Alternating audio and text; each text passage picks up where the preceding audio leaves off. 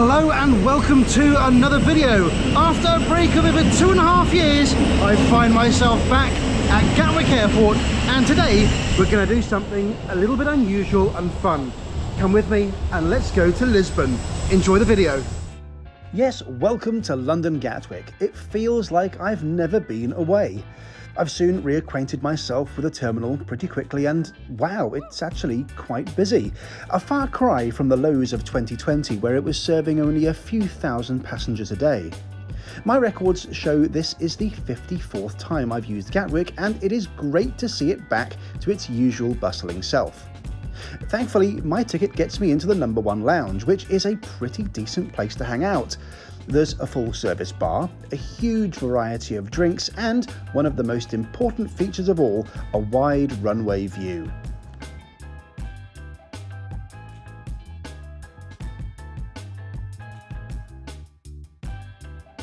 Unusually for a third-party contract lounge, No.1 offers a good selection of food.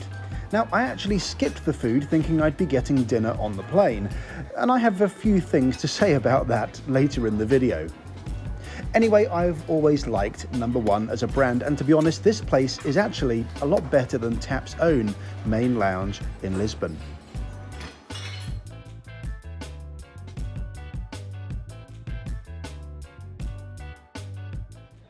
Really good to see Gatwick back so busy again. It does feel a bit more like it did before the pandemic. Now, if you just hang around here long enough, you will eventually come across some relics. Look at this. This is probably 2 years old from the first lockdown. It looks like these two stores haven't reopened, but pretty much everything else is. It's very normal. So a bit of a topsy-turvy start to my trip here in Gatwick. Firstly, the check-in and security experience was really good. Check-in opened over 3 hours prior to departure, which is pretty solid. Normally for a short-haul European flight that's operating from an outstation like Gatwick, the airline will open check-in about 2 to 2.5 hours before departure. So over 3 hours, that's great. I can drop my bag nice and early, get my boarding pass, check my documents, and straight through security. Literally no queue in the fast track. I simply walked straight to the front and I was through in like 2 minutes, that's pretty good. And you know, Gatwick's got a reputation, but I have to say, I'm really enjoying being here. What's a bit confusing is that the gate appears to be open. And I know for a fact that the aircraft is 1.5 hours late. It's not even here yet. And for some reason, the gate is open. There's no aircraft, and people are queuing.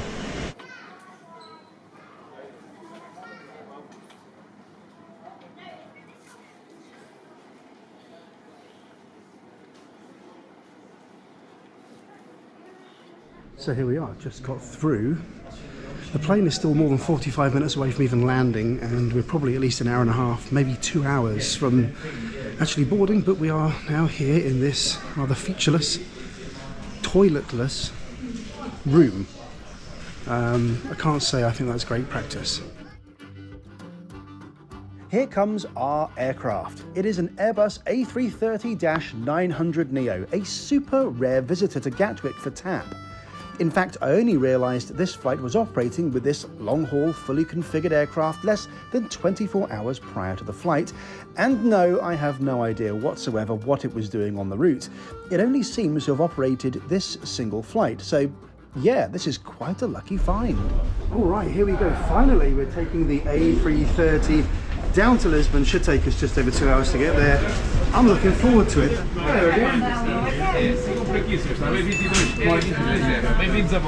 Hello. Hello, sir. Welcome aboard. 4P. This way, please. Lovely. Thank you very much. Thank you. And here we are, all aboard this long-haul configured Airbus A330-900neo, which has 34 flatbed seats over 9 rows. I was in seat 7A, which, being an odd-numbered seat, was right next to the window. Even-numbered seats stagger closer to the aisle, as you can see here. In the middle, you can see alternate rows have honeymoon seats. They're right next to each other, and other rows have the seats far apart for a little privacy. So a pretty rush boarding process. I'm fairly sure they're trying to turn this aircraft around as fast as they can, but we're all on board now and we're ready to go down to Lisbon. It should be just over 2 hours today. I'm looking forward to it. Hope you are too. Let's go. Let's enjoy the flight.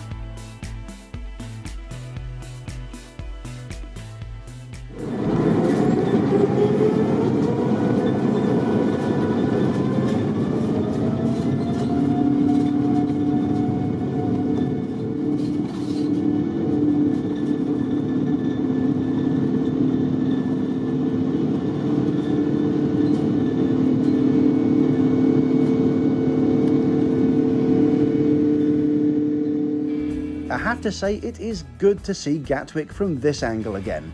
Look at all those planes. Nature is healing and everything feels familiar again.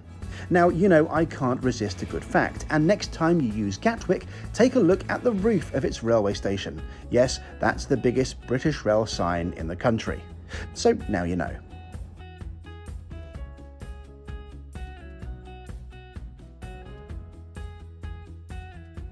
We'll take a very direct route down to Lisbon this evening, and it is a very short 2 hours and 6 minutes over the 958 miles.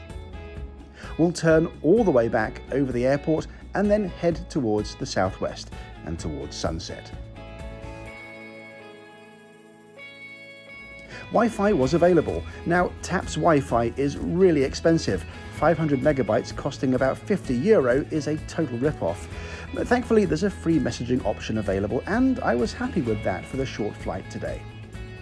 If I was in charge of an airline, I'd stop the use of white cabins. They get so scuffed and dirty really easily, even if they do give a great sense of space. Now, I've heard mixed reviews of this TAP seat, but I quite like it.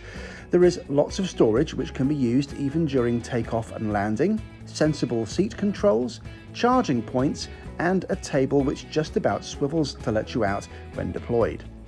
The layout is also slightly staggered, so you shouldn't be in view of any other passengers, not that there were many on this flight. I'm a bit surprised, however, that this isn't a touchscreen. You have to use this remote instead, which is a bit strange.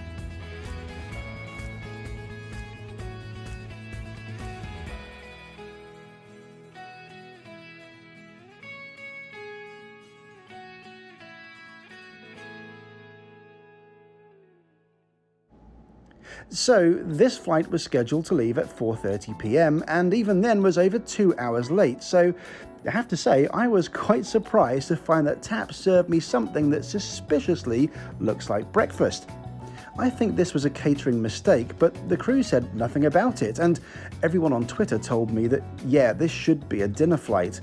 I'm pretty sure I'm not going mad, and this mushroom fritter and fruit plate are for the morning and not the evening. Still, I'm enjoying myself. I've got a nice glass of red wine and some superb views to keep me company. Also, TAP's crockery, I notice, has their retro logo on it, which is super cool.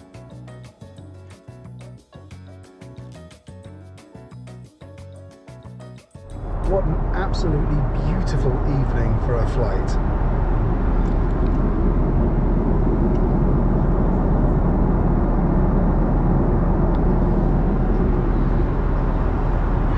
Very chilled out.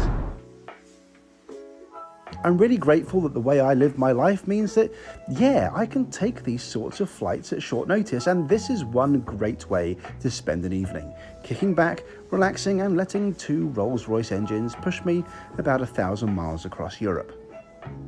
Before too long, it's just about time to descend into Lisbon, where I can reflect on the flight properly.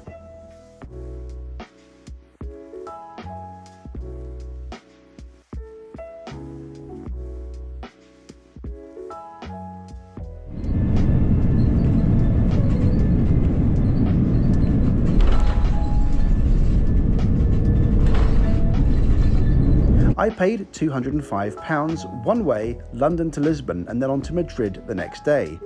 Overall, despite the delay and the weird catering, I really enjoyed this flight. Although, before you think I'm back in love with TAP, I've got to tell you, they lost my bag the next day. I posted the saga on Twitter for you all to read, and yeah, that was a bit of an episode in itself. Still, I got it back, the Earth still rotates around the Sun, and TAP still can't get everything right on a simple itinerary. A shame really, but that's the way it goes. Thank you so much for watching this short review. Don't forget to subscribe, and I will see you all in the next video. Bye for now.